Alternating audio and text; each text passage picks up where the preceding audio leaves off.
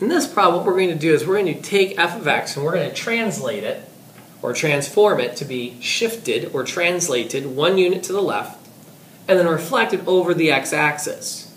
Translation left to right represents horizontal motion. Reflection over the x represents a vertical motion. That's important to remember along our way. Before I write the algebraic transformation, I'm going to write it out in symbols so I can kind of plan ahead. So I'm going to say that g of x, that's my new function will be g. This 1 unit translation to the left, it's horizontal, so it's inside my parentheses, f of x plus 1. Remember, it's always a little backwards, so left is positive when it comes to writing this, right is negative. Reflection over the x, now that's vertical, so it happens outside the function. So I tack a negative onto it.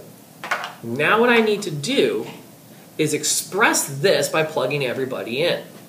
So, my g of x function, I'm going to take f of x and I'm going to make these modifications. I'm going to plug x plus 1 in for x.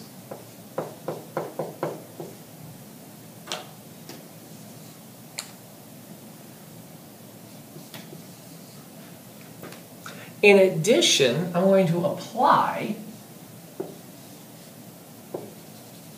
a negative to the whole shebang.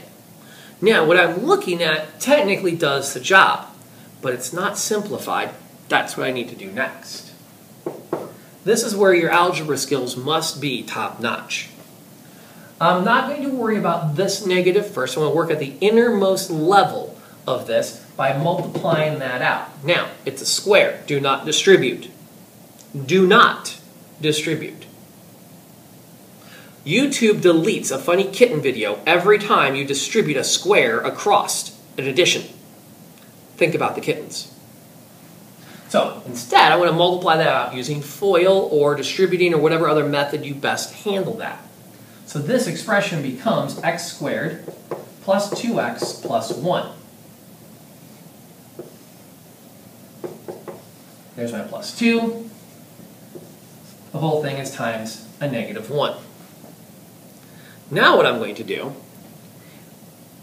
is go ahead and combine like terms inside there.